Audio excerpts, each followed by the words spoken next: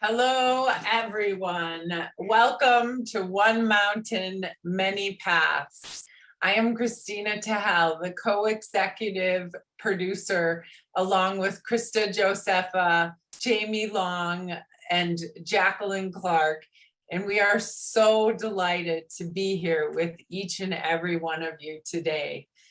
We welcome you to our 5th week of our special One Mountain, Many Paths summer program, or week 256 of our live broadcast. In One Mountain, Many Paths, our mission is a planetary awakening in love through unique self-symphonies. We are connected, we are whole, and we are expressions of the entire process of creation. Please take note of our 2 upcoming community activities out of many upcoming activities. Our weekly writing group to the Evolutionary Love Codes with myself will begin again tomorrow, September 6th. At 1 p.m. Central, 8 p.m. Central European time. All One Mountain, Many Paths members will get an email with all the information on it later today. Secondly, study Becoming a Future Human and the 11th Hour course with myself, Jamie Long, and David Cicerci beginning Saturday, September 18th. To learn more, reach out to Jamie Long, whose email is now in the chat box.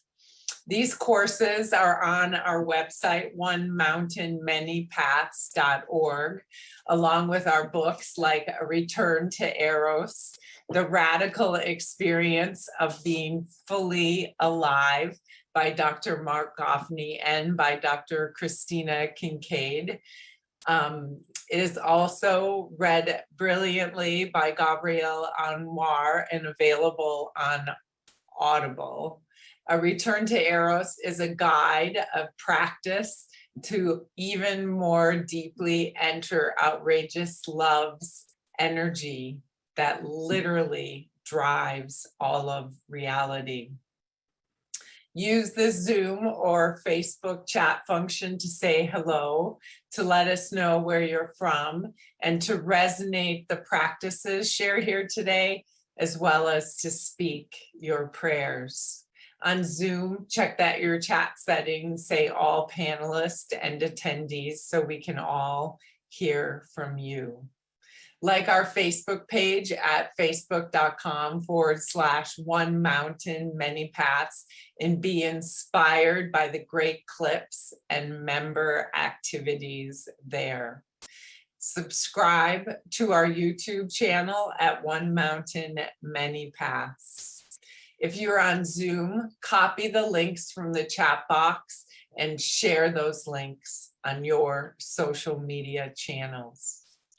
Now, what to expect today. We begin with a recap from last week. Then David will resonate our evolutionary love code.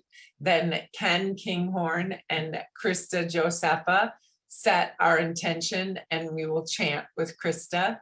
And then David deepens our practice of community prayer. And then we dive into our special summer program. To close, Krista invites us to commit our outrageous acts of love and contribute our gifts to this revolution. A few words about our special summer program. We normally receive a very deep transmission of first principles and first values by Dr. Marc Gafni and sometimes by Barbara Marx Hubbard. Dr. Gafni invited a group of us who have been holding the One Mountain, Many Paths infrastructure for the last years to lead 6 weekly gatherings. This is week number 5.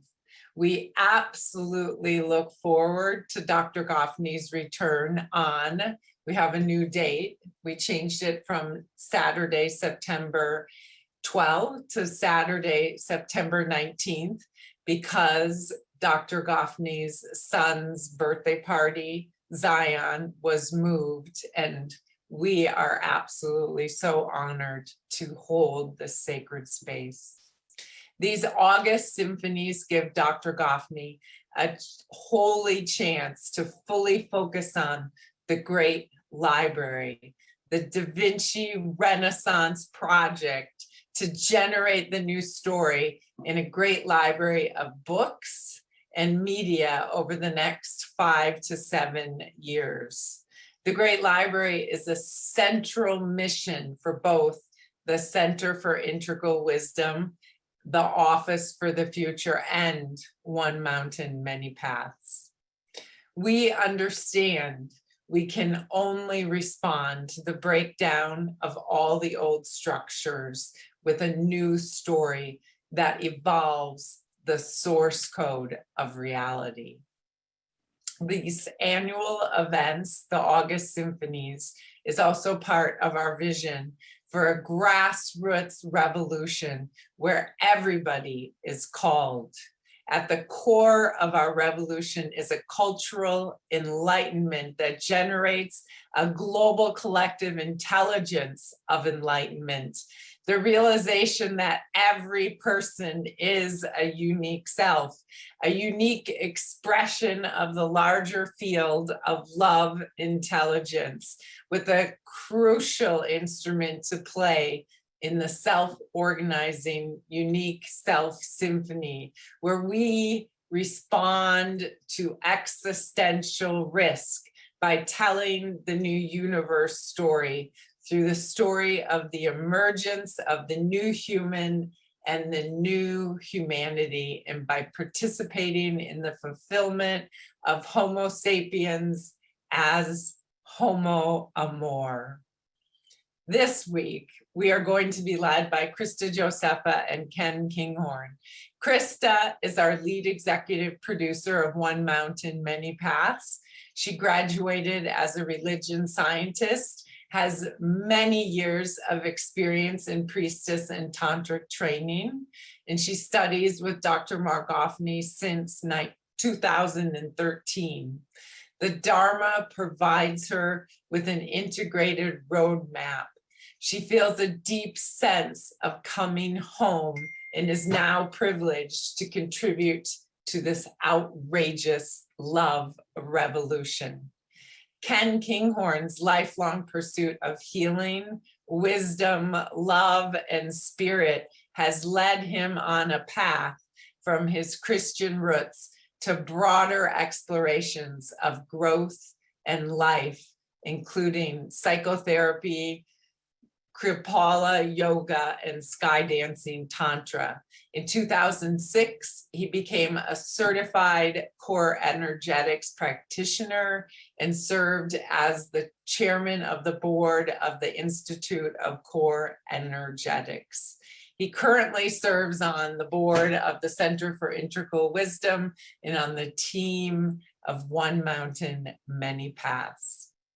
Krista and Ken will invite us to explore the alchemy of the erotic activist, turning pain into power, taking us on a tender journey into the vulnerability of our sacred wounds and how our own outrageous pain becomes a source of our deep power when we have the courage to hold and transform it with outrageous love. Now, we turn to the recap from the prior week's One Mountain, Many Paths.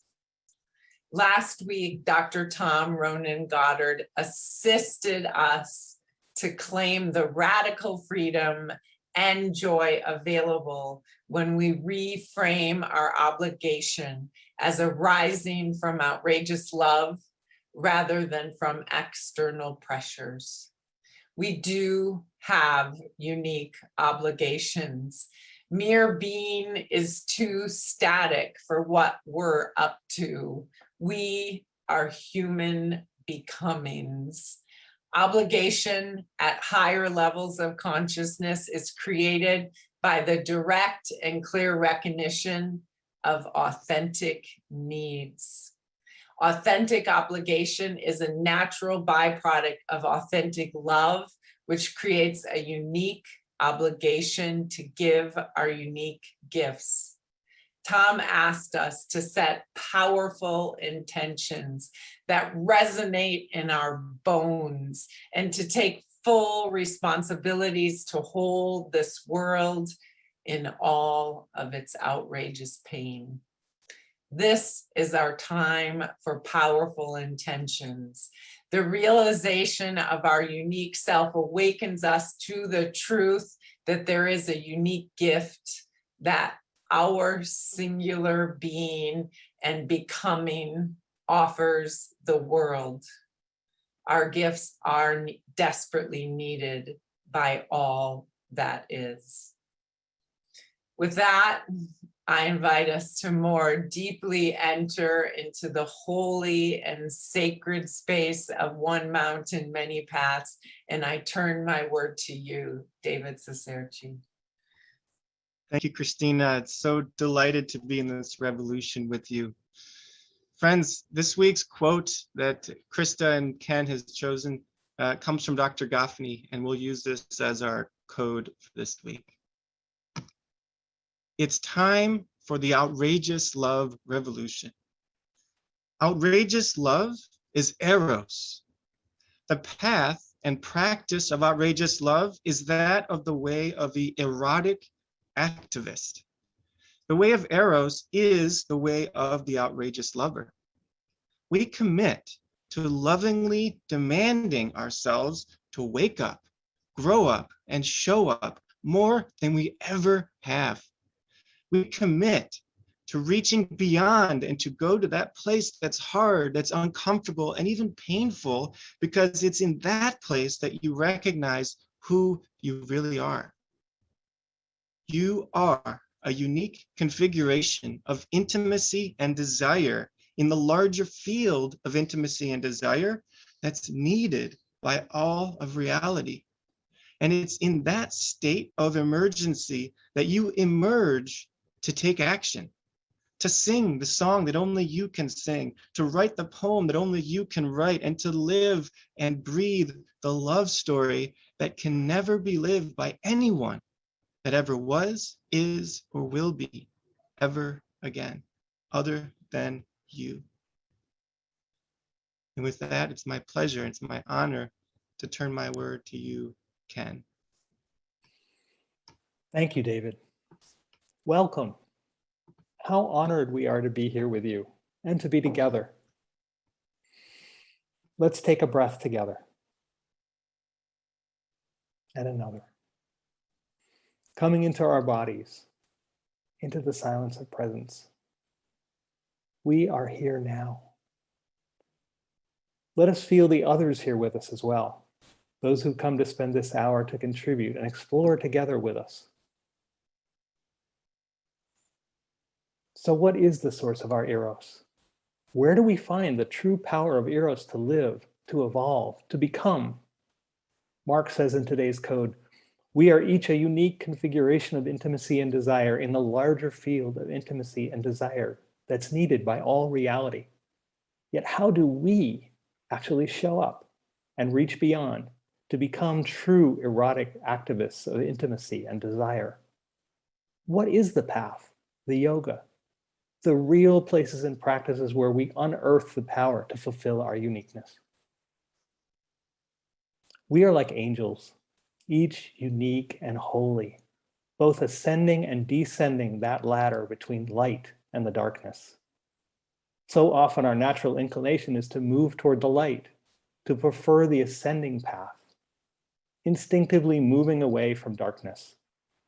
Yet the key to our erotic activism, our power, to our outrageous love, is hidden in the most unexpected place, in our outrageous pain, in our sacred wound.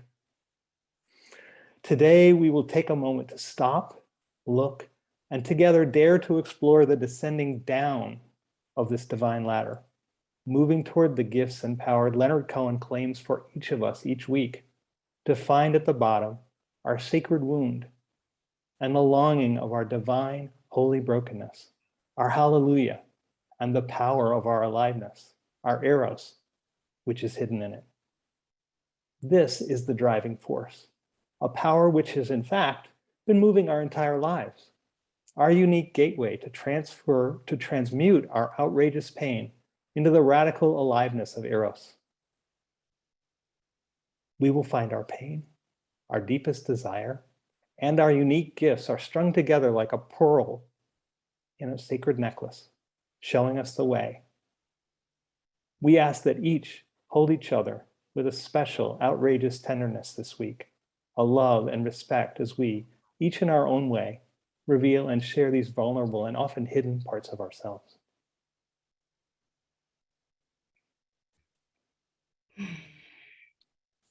So to start us off in this intention setting, I want to share a vulnerable story with you. I remember when I was about 13 years old, that I would cry myself to sleep every night. And at some point, the pain that I was experiencing was so intense that I would bang my head against the wall to try and numb the pain. And I remember my mother getting frustrated with me, didn't know what to do. So she sat me down at the kitchen table, and she would try to force me to tell her what was wrong with me. But I couldn't, and I couldn't find my voice. I couldn't speak. I felt like I was completely trapped within myself. So 10 years later, after, of course, learning the best self-defense survival mechanisms and overeating to try to numb the pain, I got completely, totally depressed. I hated myself so much. I was intensely lonely. And I felt unworthy. I wanted to kill myself, but instead I put myself into therapy. And I remember the first thing that my therapist said to me was, Krista, all you need to do is share a little more and hug a little more, and then you'll be just fine. So in my first sharing circle in this therapy group, they asked me to share about myself. They asked me, how are you?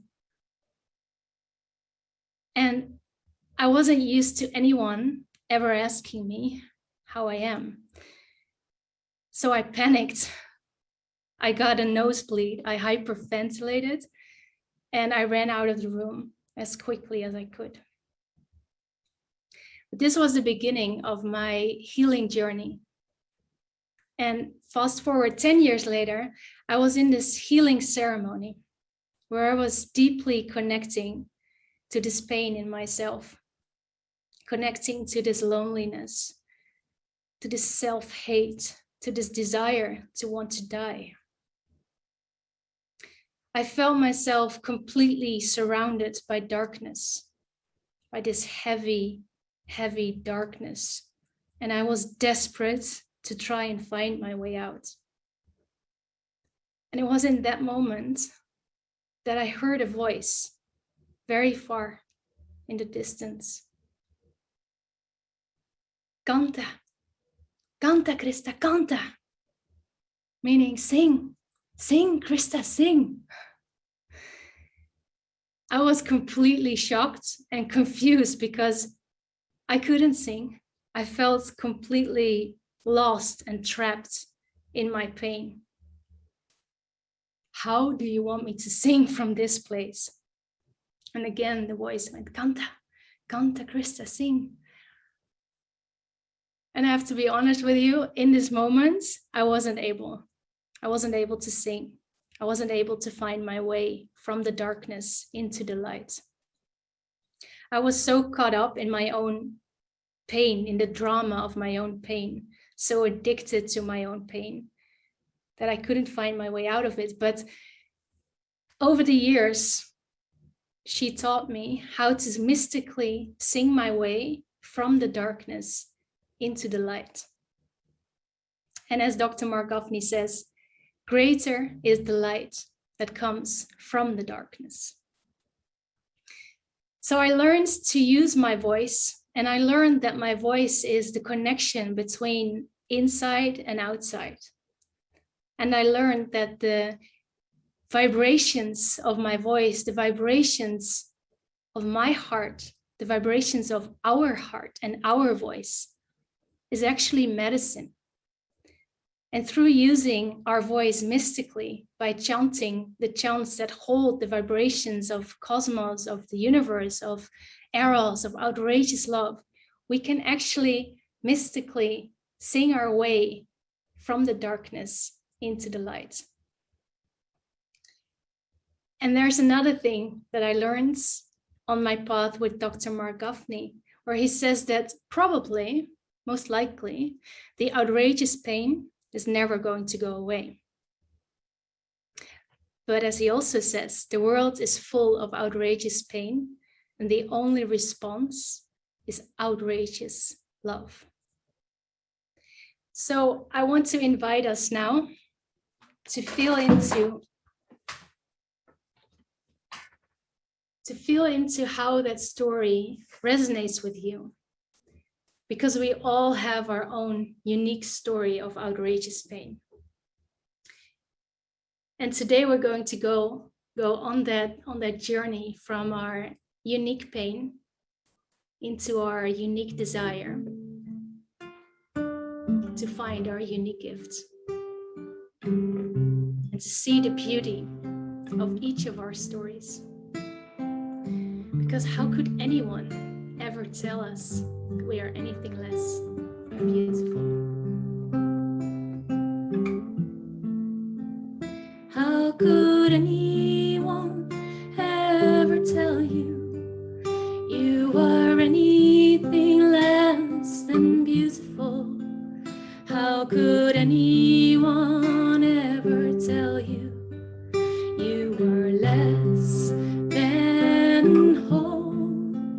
How could anyone fail to notice that your love is just a miracle, and how deeply we are connected in our pain? How could anyone ever tell you you are anything less than beautiful? How could anyone ever tell you you are less than whole? How could anyone fail to notice that your love is just a miracle, and how deeply we are connected in our soul, and how deeply we are connected in our soul, and how deeply we are connected in our soul.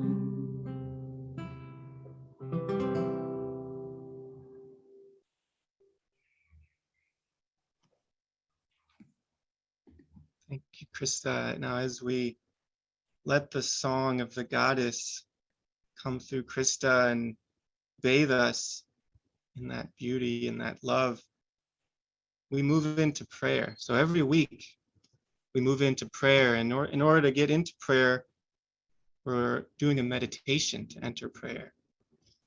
So today, what I'd like to do is invite us into a particular practice that I've actually adapted from the Jesuits, from St. Ignatius of Loyola, who founded the Jesuits.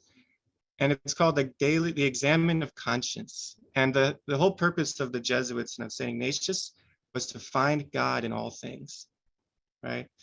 And the reason I brought it here is because we are looking to find God, to commune with God in all things, right? In first and second and third person. And so this practice is actually a way that we can train our perception to see God in more and more of our reality as we enter prayer. So if you're willing, if you're interested to, you can close your eyes if you're able, or you can also keep them open if you would like to take notes. And we're going to commune with God, but remember, and those of you who are new, we're not talking about the God you don't believe in anymore, right? We don't talk about the God that is the cosmic vending machine in the sky that doles out rewards if you say the right prayer, right? We're not talking about the cosmic vending machine, the ethnocentric, homophobic God that's owned by one religion that, you know, you have to get into the chosen people to actually be saved. That's not the God we're talking about. We're talking about and we're communing with the God who is the infinity of intimacy that pervades all things, that lives in us, as us, and through us. So take a moment to realize that all of this outrageous love that Ken and Krista invite us to recognize is all around us. And it's all in us, and it's moving us toward higher and higher love. Every single cell in our body is saturated with that love. As Dr. Marc always says, love is not hard to find. It's impossible to avoid. We're literally surrounded by it and swimming in it. So this is a 4-step practice. Step 1, face the light. So I would like to invite you to think and remember your life, rewind the tape of your life, and actually notice the times when God was present and you felt like you were in the light, like you felt connected with all that is, that you were elated with intense joy, or you were feeling somehow part of a larger story, right? The tearful feelings of pleasure and courage. Maybe a newborn baby, you broke your heart open. Or maybe you saw a beautiful landscape and it just brought you to tears. Or maybe you were in love and you were connected. You felt so whole. Remember those times in your life when God was present in this way, in the light. Face the light. How does it feel? Let yourself feel it. Allow it to fill you up. Now, put that aside for a moment. Step 2, face the darkness. Rewind your life story again and look for all those times. And it could, if it's, the last week or the last day, you can do that too. Look for all those times when you faced the darkness, when you felt isolated, when you felt in anguish, pain, suffering, somehow confused, separate from God, like God was nowhere to be found. Recall those moments when you felt lost, when nothing made sense. Feel into that and allow those memories to come up in your conscious right now. How did it feel? Allow yourself to really bathe in that experience for a moment. Facing the darkness. Step 3, hold the paradox. So now take those experiences of all the light, all the connectedness when God was felt so present, and take all of that darkness when you felt so separate, so alone, when you felt like God was not there. Feel both of those, the darkness and the light, arise in your own awareness right now, and hold that paradox. Feel it. Just allow yourself to notice both of those are present in your experience right now. Step 4, offer the paradox up to God. Offer it to the infinity of intimacy. And oftentimes it's helpful just to bow and offer your holiness, your brokenness, your lightness, and your darkness to the great beloved, to the great mystery. And I'll end with a prayer that's adapted from St. Ignatius. Beloved, great mystery, infinity of intimacy, take and receive all my light and all my darkness. Take my liberty, my understanding, my memory, my will, my small desires, who I think I am, and all that I have. You have given it to me, and I surrender it back to you to be done for the sake of the evolution of love. Give me only your love and your grace, and with these, I will be happy enough and desire nothing more. And invite me into your great story of the evolution of love, that I might devote to the flourishing of outrageous love and all that is. Amen. So as we go into prayer, we're going to hear Leonard Cohen's rendition of Holy and Broken Hallelujah. Let the prayers well up within us. And just during the song, in the chat box, you can just write, I pray, and let the prayers flow for myself, for my friends, for my beloveds, for the world, for the cosmos, for all that is. Take us inside to the holy and the broken hallelujah.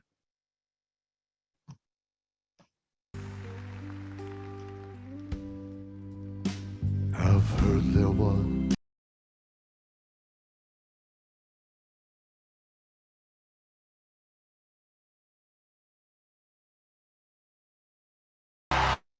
Hallelujah.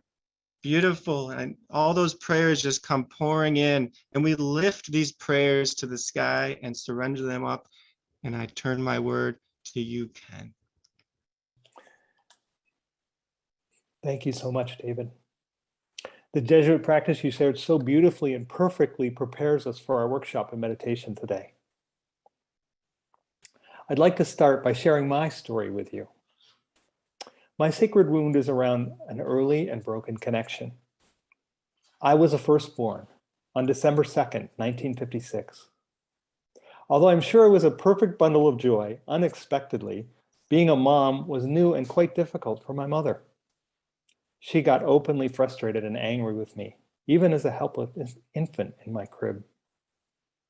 Only 2 months after I was born, she became pregnant again with David, my brother, only 11 months younger than me. It would be decades before I unearthed and pieced together these early events and understood their deep, continuing impact on my life. I never had a mother in ways every infant needs so badly. My heart was broken, yet I didn't know it yet. Even as early as 3, meeting my new babysitter, a young girl named Betty, I remember feeling a deep ache to be loved by her, to be seen and cherished. My first crush. This ache would become a constant presence, an underlying, unyielding pain. And even as of yet unseen by me, the motivating force fiercely guiding my life. Still having no knowing of my open and broken heart, I once told a friend, I feel I have a black hole just under my solar plexus, and nothing can fill it, no matter how hard I try. Yet I now see how this pain inspired me into a burning desire which would in some way influence every decision I made. I learned guitar and started playing in a rock band just to be wanted by girls. To learn, to search, to heal, my aching heart read books, sought teachers, and took workshops. How do I create the love I sought so desperately? I looked longingly, yet terrifyingly, each year at a summer program at Omega Institute called the Love and Ecstasy Training. Yet it would be 4 years, driven by this pain of outrageous pain, before I summoned the courage to haltingly call and sign up.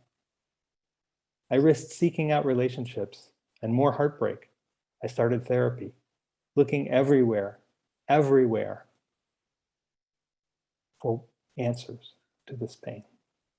Today, yes, I still feel that ache. Yet I know and feel my heart, often full and open, trusting in self, knowing its goodness. I too sing my song. I have an unshakable belief in the truth of intimacy and connection and my power to create it and help others create it. I still long, but more often now, it's to give what I know, all I've learned, to others and the world. It's why I became a therapist. It's why I'm here.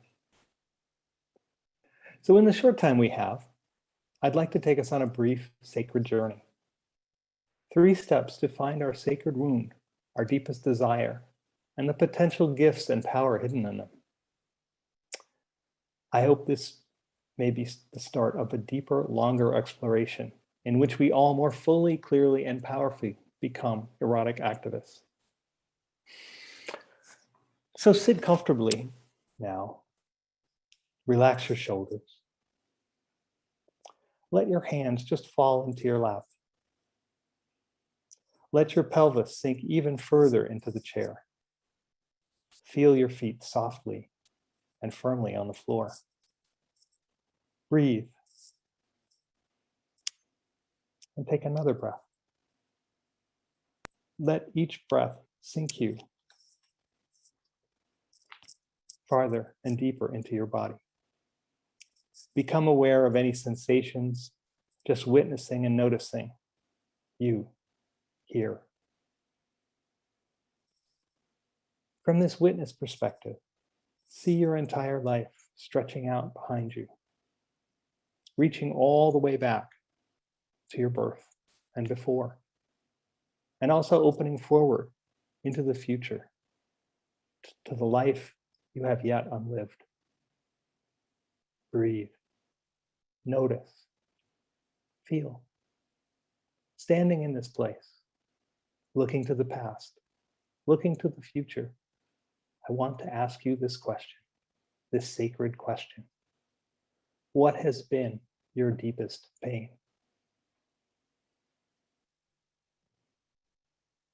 Breathe and just notice the feelings as you take in the question. What has been your deepest, greatest pain? You may know this pain immediately. It may reveal itself more slowly, or no answer may come. Trust whatever is here. You may feel it as an emotional ache, an unfilled longing, a feeling of brokenness or lack, or even physical pain. But it has been with you, your subtle but constant companion, your whole life, for as long as you can remember. Maybe there's always been a sense of being alone. Maybe you've never felt good enough in some way. Maybe you've carried a broken heart too, or just some soft underlying ache, a nagging doubt, a fear, or felt unlovable your entire life. This is the place we will spend our whole lives, our very life force to heal, to struggle, to pray, and to ask for what we need so deeply. Again, if nothing comes, just stay with and hold the question. What is my deepest pain? You may feel this somewhere in your body as well. If so, put your hand there. Feel what's there. So this may be a deep and private experience, but as you hold, feel, and witness whatever is arising, if you feel moved, share this part of yourself with us in the chat box. My deepest pain is. The chat box today will be our sacred witness. Remember, there is nothing to fix, no one to comfort or help, no need to respond. We are here today simply to bear witness to our own and each other's broken hallelujahs. In silence, in deep reverence.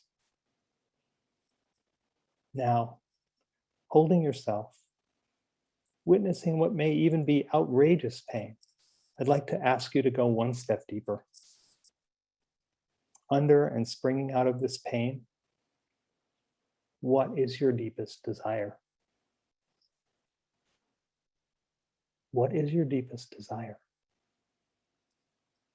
Again, it may be a feeling, a thought, or a sentence. Again, just allow the answer to arise in any form it comes. Breathe, and as much as possible, receive your desire. It may arise from a deep need, a yearning to heal, to awaken from the pain, to connect, to open your heart. To be sure, no child has the experience that you did. It may be to evolve, to become, in some specific way only you know and can feel. If you feel moved, again, share this part of yourself with us in the chat box. My deepest desire is.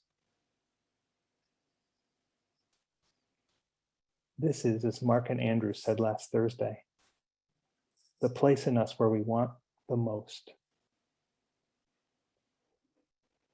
And now for the last question. One last time, arising out of your deepest desire, what is the gift you most want to give? What is the gift you long to give? Breathe. If you were to attain your heart's desire, what would you be capable of? How would you evolve in ways which only you can now bring to the world?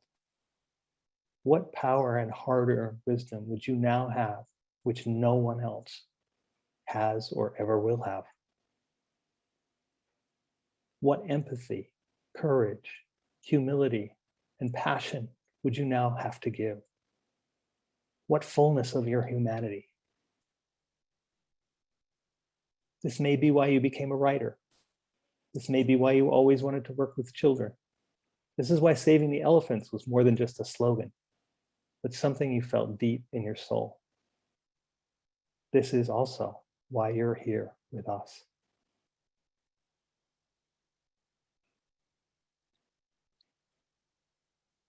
Now, when you are ready, take another breath and just start to move your body, coming back to the present moment. Perhaps swaying, shuffling your feet, returning from this place of witness. And if it feels right, let yourself fill with gratitude for the insight and wisdom you've been given. Thank you for being with us together. I turn it to you, Krista. So now that we've received and revealed our deepest pain, our deepest desire, and our deepest gift, and we've poured them all into the chat box, we're now going to weave them together as erotic activists, as erotic mystics. We're going to sing them together, to stitch ourselves back together, and to sing ourselves back to life. We're going to take 3 steps to sing ourselves from pain to power. And the first step is to sing ourselves awake, to sing it for ourselves. And we're going to sing a Hebrew chant that Dr. Marc Gafni has taught us. And I will sing it first one time in Hebrew, and then I will sing it in English. And you can feel for yourself if your desire is to just let the chants wash over you and just receive it. Or you can choose to use your voice and your vibrations to sing along and sing for your own healing.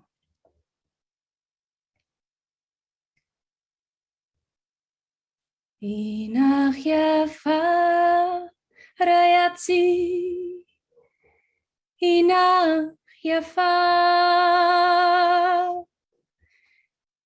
inach yafa rayatzi, inach yafa.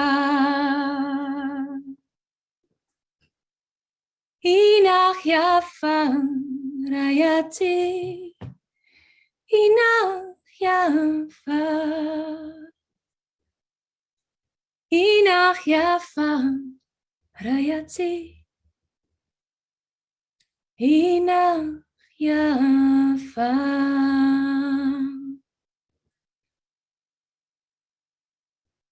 Behold, you are beautiful, beloved. Behold, behold. Behold, you are beautiful, beloved. Behold, behold. Behold, you are beautiful, beloved.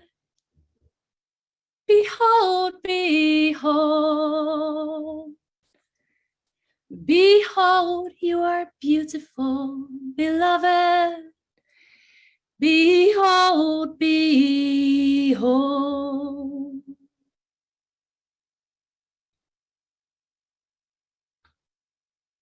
So now gently going to take it another step, because singing ourselves awake is just the beginning to find the power within ourselves to sing each other awake.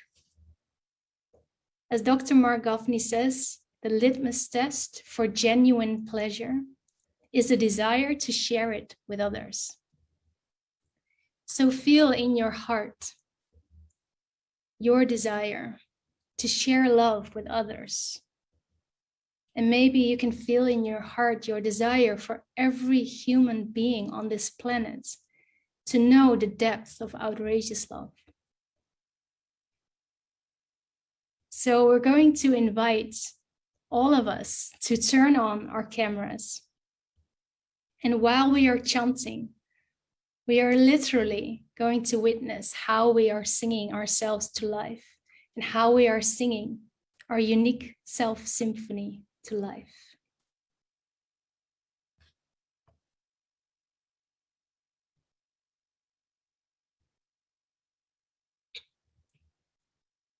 Behold, you are beautiful, beloved. Behold, behold. Behold, you are beautiful, beloved. Behold, behold. Behold, you are beautiful, beloved. Behold, behold. Behold, you are beautiful, beloved. Behold, behold. So as slowly, slowly, we're going to bring everyone on. You can put yourself on gallery view so we can actually see each other. Behold, you are beautiful, beloved.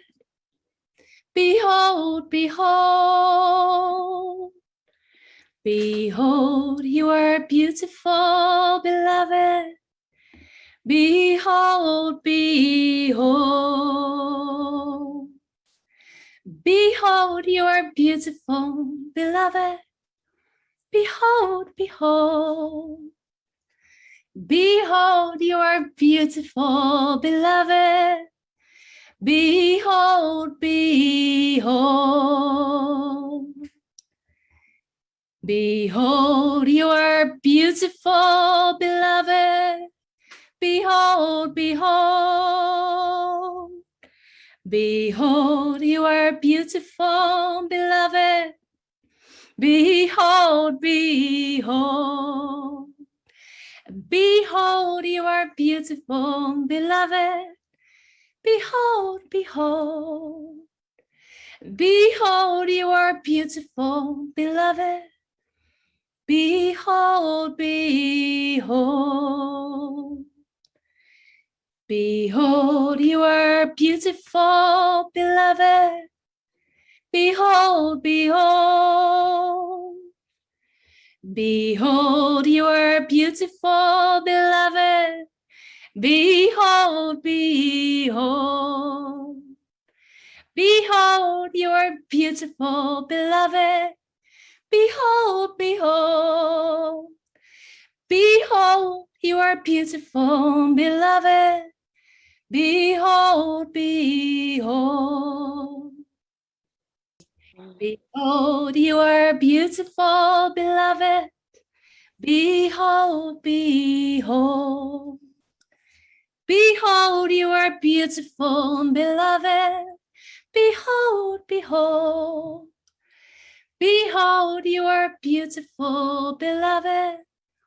Behold, behold. Behold, you are beautiful, beloved. Behold, behold. Behold, you are beautiful, beloved. Behold, behold. Behold, you are beautiful, beloved. Behold, behold. Behold, you are beautiful, beloved. Behold, behold.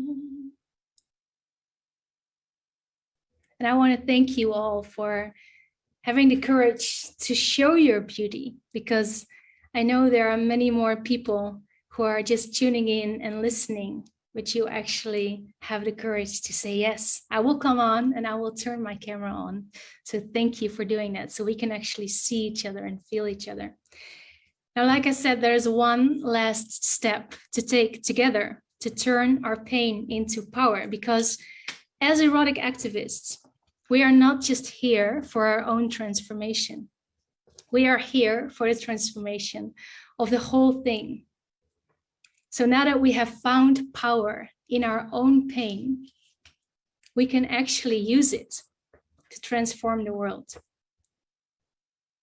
Because it is in our outrageous pain that we are filled with desire to create the more beautiful world that we know is possible. So feel your unique pain, feel your unique desire, and feel how that desire actually lifts you up and straightens your spine. And maybe you can feel your feet on the ground. Maybe you feel your desire burning in your heart or burning in your belly. So let's build up our desire into power. And I have one last question for all of us, and that is, now that we found love, what are we going to do with it?